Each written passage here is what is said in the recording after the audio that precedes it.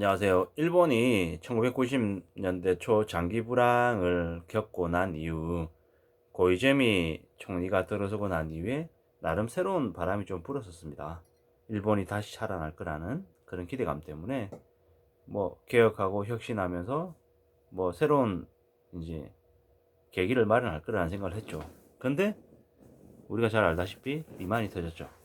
그 이후에 조선, 디지털, 가전 등이 한국에게 초월당했습니다. 그러면서 일본인들의 충격과 자괴감이 엄청 심했습니다. 헤이세이 불황, 일본이 다시 침몰한다는 생각이었던 거죠. 소니와 도시바가 삼성에 밀리고 나라 전체의 채무가 늘어서 천조가 넘었죠. 2008년 이후 일본의 집값이 다시 폭락하고 일본의 경제가 멘탈 붕괴 지경에 빠졌죠. 2008년 이후 많은 경제적인 어려움을 갖고 있는 이들이 미쳐서 살인하고 칼을 휘두르고 정오범죄가 넘쳐났었습니다. 그렇게 그들이 힘들어했죠. 당시에 100만 명 이상이 집에 갇혀 살면서 사회가 점점 더 안 좋아졌다고 합니다. 리만 사태 이후 사람들의 정신이 더욱 엉망이 되면서 극도로 보수적으로 바뀌었다고 합니다. 근친상간 막장 사건들이 계속됐고 사실상 그들의 삶이 더 개판이 됐다고 봐야 되는 거죠. 되게 자극적으로 바뀌고 되게 충격적으로 바뀌었죠. 어쩌다가 그렇게 됐나, 무슨 일인가 라고 생각하지만 결국에는 모든 게 다 경제적인 이유 때문인 거죠. 경제적인 몰락이 심해지면서 사람들의 삶이 그냥 파탄이 난 거죠. 그 당시에 2008년쯤에 일본의 사회 분위기는 뭐로 이렇게 그냥 딱 대변되냐면 누구에게나 말 못할 사정이 있고 그럴 수밖에 없다. 그래도 살아간다. 이런 얘기를 했다고 합니다. 왜? 그 시기에 그 얘기가 나름의 치유와 화해의 과정이었던 거죠. 혼란스러운 시간들을 겪었지만 그 시간들을 다 이해하고 덮고 넘어가자라는 주장을 했던 거죠. 왜냐? 말 못할 사정이 있고 그럴 수밖에 없고 그래도 살아가자. 돈이 없어서 생활이 안 돼서 집에 있는 부모님의 노후생활 자금을 훔쳐서 도망가는 거예요. 그리고 새로운 곳에서 이름을 숨기고 사는 거죠. 왜? 빚쟁이들한테 빚을 갚지 않으려고. 자신이 살던 지역에 있는 그동안에 살아왔던 자신의 관계, 터전 이런 것들을 다 버리고 도망가는 거죠. 저기 타지에 관광객들을 받는 그런 숙박업체에서 조용히 숨죽이며 일만 하는 거죠. 그러면서 현금으로 돈을 받고 월급을 받고 특별하게 이렇게 생활하지 않고 그냥 그러면서 하는 거예요. 왜? 가족들에게 연락하지 않고 그냥 인간관계를 단절하고 잘 모르는 낯선 곳에 가서 그냥 조용히 그냥 일만 하는 거죠. 왜냐?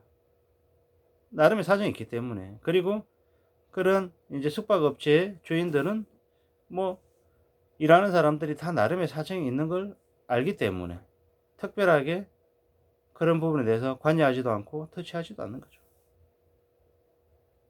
일본 드라마 심야 극장이라고 하는 곳에 보면 그 그냥 지역 평범한 사람들이 되게 많이 나오거든요. 예.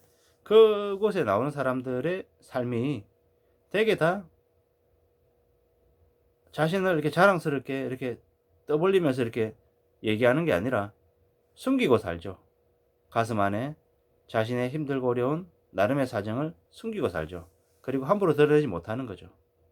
그리고 아픔이 다 있고 가족 간에 혹은 뭐 사제 간에 아니면 친구들 간에 그런 뭐 결국에는 그 사정이라고 하는 게 배신하고 배반하고 뒤통수를 치고 피해를 준 그런 일들인 거죠. 근데 그런 것들을 나중에 한참 지난 다음에 좀 이해하고 좀 덮고 좀 화해하고 하는 이런 모습들이 이제 그런 드라마에서 나오죠. 우울한 과거를 좀 반성하고 거기서 좀 벗어나자라는 그런 분위기가 강했죠. 왜? 노인들이 살인을 저지르고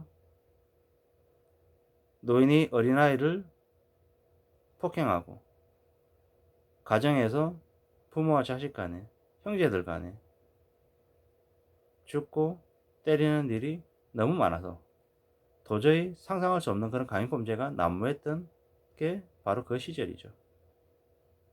막장 드라마를 보면서 현실을 감내하고 상처를 치유하려고 했죠. 미치지 않고서는 살 수 없는 세상이 그 당시 일본인들에게 있었던 거죠. 벗어날 수 없는 현실을 그저 받아들이며 살아야 됐던 거죠. 우리가 잘 알고 있다시피 고이즈미 총리 시대가 끝나고 경제가 엉망이 되고 사람들의 마음이 뒤흔들리면서 아베로 정권이 넘어갔죠. 아베로. 한때 아베도 초창기에는 한국에 되게 친근한 그런 입장이었죠. 근데 일본에 나와 나라에 있는 많은 사람들이 너무 힘들어하고 너무 이 분출하고 싶은 그런 답답함들이 많다 보니 가상의 적, 외부의 적을 한국으로 삼기로 했죠. 그리고 한국을 적대시하고 한국을 비방하는 말들을 더 많이 했죠. 보수적으로는 이제 나아갔던 거죠. 그렇게 하면서 일본 내부에 있는 많은 힘들고 어려운 일들을 좀 치유하고 극복하고 싶었던 거죠. 그 힘들고 어려웠던 시기를 아베 정권 때 그래도 조금씩 지내면서 고용도 나아지고 경제도 조금 나아졌다. 뭐 이런 얘기들을 좀 했었죠. 고이즈미 총리 시대 그 헤이세이 불황, 일본의 그 되게 힘들고 어려웠던 그 시기를 이제 한국이 서서히 그 일본의 전철을 맞이하는 것 같습니다. 일본의 우울한 과거가 한국의 미래가 될 것 같은 거죠.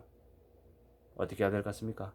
일본을 미리 공부하고 대비해야 되지 않을까라는 생각이 드는 거죠. 그렇지 않으면, 안 그러면 일본보다 더 처절한 불행을 맞게 될 것 같습니다. 지금은 부동산과 주식의 거품이 너무 심하게 커져 있죠. 거품이라는 거죠. 그 거품은 언제든지 꺼질 수밖에 없다는 걸 너무 많은 사람들이 알고 있습니다. 2억짜리 집이 7억 8억이 되고 5억짜리가 10억 20억이 되고 8억 9억짜리가 30억 40억이 된 게 지금이죠. 떨어지는 폭이 크면 클수록 사람들의 공포는 더 커질 것 같고 또한 이미 집을 무리한 가격에 사서 가지고 있는 사람들은 주식처럼 함부로 팔 수 없죠. 안고 쓰러진다라는 말이 그들에게 적용되는 말이라는 거죠. 현실 세계와 자산 시장이 너무 괴리가 벌어져 있고 다른 나라에 있는 것 같은 그런 느낌들이 많죠. 그런 만큼 충격은 더 클 거라는 거죠. 두려운 마음으로 무섭게 앞으로 닥칠 현실을 맞이해야 될 것 같습니다. 절대로 쉽지 않고 만만하지 않고 누가 대신해 주지 않고 그저 각자 개개인의 상황에 따라 개개인이 감당해야 될 문제라는 거죠. 정부는 정부대로 빚이 많아서 정부 부채를 어떻게 줄이냐에도 시간이 부족하고 능력이 부족하죠. 기업은 기업대로, 가게는 가게대로 이 모두가 다 빚천지라 그 빚 때문에 무너질 수밖에 없다라는 거죠. 빚쟁이가 잘 된다라는 얘기는 절대 있어날 수 없는 일인 거죠. 빚쟁이는 어느 시점이 되면 그 빚으로 인해서 누군가에게 노예 신세로 전락한 게 밖에 없는 거죠. 과거나 현재나 앞으로나 노예로 만드는 방법은 딱 하나, 빚지게 만드는 거죠. 그러려고 일부러 한국의 기득권들이 20대 30대 젊은 세대들을 영끌비투하게 만들었던 거죠. 그들을 이용해서 자신들의 권력을, 자신들의 돈벌이를 더 강화시키려는 수작이었던 것 같습니다. 아마 우리도 아까 제가 말씀드렸던 그 말을 하지 않을까 싶은 거죠. 그 말을. 누구에게나 말 못할 사정이 있고 그럴 수밖에 없었다. 그래도 살아가야 된다. 라며 혼란스러운 시기를 견디려고 하지 않을까라는 거죠. 일본의 불행했던 전철을 한국이 맞이할 것 같다. 이렇게 말씀을 드립니다. 이상입니다. 고맙습니다.